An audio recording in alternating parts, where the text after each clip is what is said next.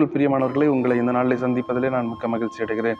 ஆண்டவராய் இயேசு கிறிஸ்துவுக்குள் நீங்கள் யாவரும் சந்தோஷமாய் சமாதானமாய் இருப்பீர்கள் என்று விசுவாசிக்கிறேன். இந்த நாளிலே தேவன் நமக்கு தந்திருக்கிற நல்ல வசனத்துக்கு நேராய் நாம் கடந்து செல்லலாம். சங்கீதம் 119 அதனுடைய 105வது வசனம். உம்முடைய வசனம் என் கால்களுக்கு தீபமும் என் பாதைகளுக்கு வெளிச்சவுமாய் இருக்கிறது. ஆமென். பிரியமானவர்களே, இந்த நாளில் தேவன் நமக்கு தந்திருக்கிற அருமையான வசனம். உம்முடைய வசனம் என் கால்களுக்கு தீபம், என் பாதைகளுக்கு வெளிச்சம். ஆமென். கர்த்தருடைய வசனம் நம்மை தேற்றுகிறதும், நம்மை ஆசீர்வதிக்கிறதும், நம்மை பலப்படுத்துகிறதும், நம்மை உயிர்ப்பிக்கிறதும் மாத்திரமல்ல, அது நம்மை நடத்துகிறதுமாய் இருக்கிறது. ஆமென். என்னுடைய சமூகம் உனக்கு முன்பாக செல்லும், என்னுடைய வசனம் உனக்கு பாதைக்கு தீபமாயிருக்கும். நான் உன்னை பலப்படுத்தி நடத்துவேன், தாங்குவேன், தப்புவிப்பேன். என்னுடைய வார்த்தையின்படி நீ நடந்தால் சுகம் உண்டாயிருக்கும் என்று அவருடைய வார்த்தை நம்மை நடத்துகிறதா இருக்கிறது. வார்த்தை என்றால் வசனம். அவருடைய வசனம் நம்மை பலப்படுத்தி நடத்துகிறதா இருக்கிறது. உலகம் ஒரு பக்கமாய் இழுக்கும், ஜனங்கள் ஒரு பக்கமாய் இழுப்பார்கள். ஆண்டவருடைய வசனம் இன்னொரு பக்கம் நமக்காக நின்று கொண்டிருக்கும். எந்த பக்கம் போக வேண்டும் என்று தீர்மானிப்பது நம்முடைய கருத்தில் இருக்கிறது. உலகத்தின் பக்கம் திரும்பினால் வழி விசாலமா இருக்கும், எல்லாம் ஈஸியா இருக்கும், தடைகள் எந்த நிபந்தனைகள் எதுவுமே இருக்காது, சந்தோஷம் நிறைந்ததாக இருக்கும், மகிழ்ச்சி நிறைந்ததாக இருக்கும், கொண்டாட்டமாக இருக்கும், கட்டளைகள் இருக்காது, தடைகள் இருக்காது,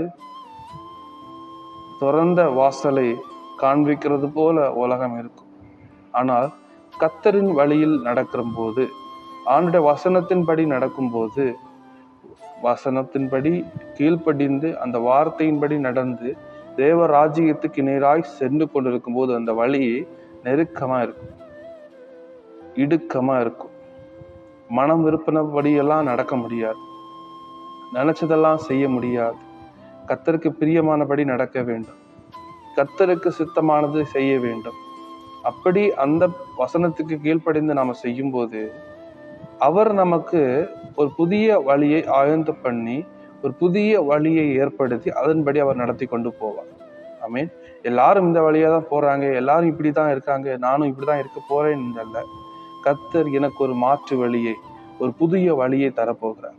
தரும்போது அந்த வழியிலே நானும் தனித்து நிற்பதல்ல, அந்த வழியை உருவாக்கி நம்மை அதிலே தனித்து விடுகிற தேவன் அல்ல.